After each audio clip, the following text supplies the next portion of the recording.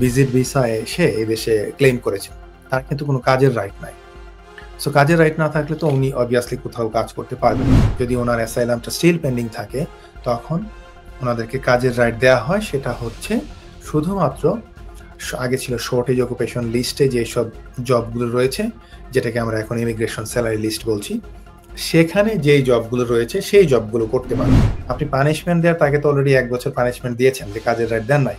তো ১ বছর পরে দেওয়ার পরও যদি উনি যেকোনো ফিল্ডে কাজ করতে না পারে, তাহলে তো আসলে এটা কোনো লাভ হলো না তার। সো এটা কি একটা সংকট অ্যাসাইলাম প্রার্থীদের?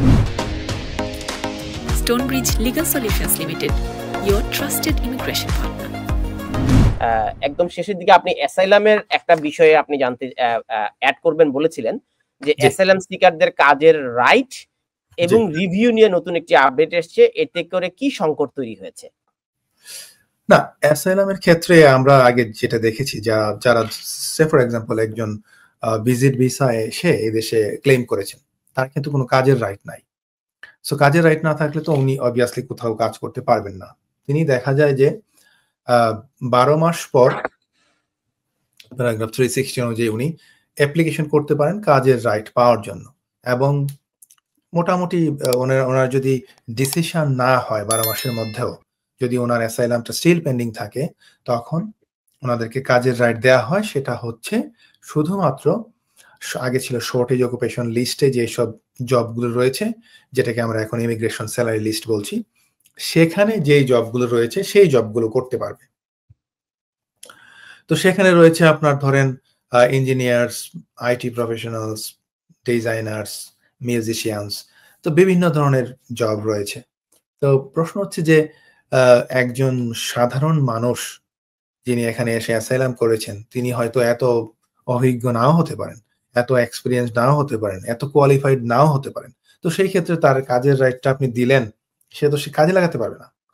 তো সিম্পল এবং করা উচিত হোম অফিসের, এটা রিভিউ করা উচিত, যাতে তারা, এটা নিয়ে অনেকবার কথা হয়েছে অ্যাকচুয়ালি, তো তারা যাতে যেকোনো জব করতে পারে। কারণ জব করতে পারলে যে জিনিসটা হয়, আপনি দেখেন, আপনি পানিশমেন্ট দেওয়ার তাকে তো অলরেডি ১ বছর পানিশমেন্ট দিয়েছেন যে কাজের রাইট দেন নাই। কিন্তু ১ বছর পরে দেওয়ার পরও যদি উনি যেকোনো ফিল্ডে কাজ করতে না পারে, তাহলে তো আসলে এটা কোনো লাভ হলো না তার।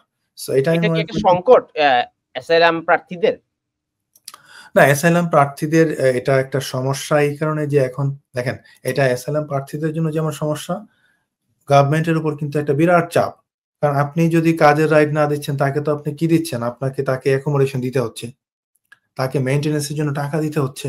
আর সে যদি ৪-৫ জন ফ্যামিলি নিয়ে আসে, আপনি জাস্ট চিন্তা করে দেখেন যে আপনি পুরো ফ্যামিলিটাকে বছরের পর বছর এখানে থাকা খাওয়া দিচ্ছেন আননেসেসারি। ভাই কাজের রাইট দিয়ে দেন না।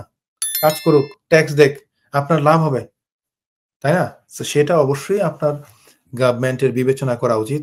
এটা আননেসেসারি এই জিনিসগুলো করে অনেক সময় তাদের পলিসির রিজন আছে যে আমরা আসার সাথে, সাথে যদি কাউকে কাজের রাইট দিয়ে দেই, তাহলে তো ভাই সবাই এসে এখানে পরের দিন অ্যাসাইলাম ক্লেম করে ওয়ার্ক পারমিট পেয়ে গেল। তো তারা উৎসাহিত হবে। আমি বুঝতে পারছি তাদের ইয়েটা, বাট যখন আপনি ১ বছর থাকার পর কাউকে কাজের রাইট দিচ্ছেন, সেই ক্ষেত্রে তো আপনি তাকে যেকোনো কাজ করার ক্ষমতা দিতেই পারেন। সো এটা অবশ্যই হোম অফিসের বিবেচনা করা উচিত। মানে কাজের অনুমতি দিচ্ছেন, কিন্তু কাজের ক্ষেত্রটাকে রেস্ট্রিক্টেড করে দেওয়ার কারণে এই অর্থনীতির উপর একটা বড় চাপ পড়ে, ট্যাক্স পেয়ারদের উপর একটা বড় প্রেসার। সরকারের পাবলিক ফান্ড থেকে অ্যাসাইলাম সিকারদেরকে তখন অর্থ এবং ভরণ পোষণের দায়িত্ব নিতে হয়। এক্স্যাক্টলি। তো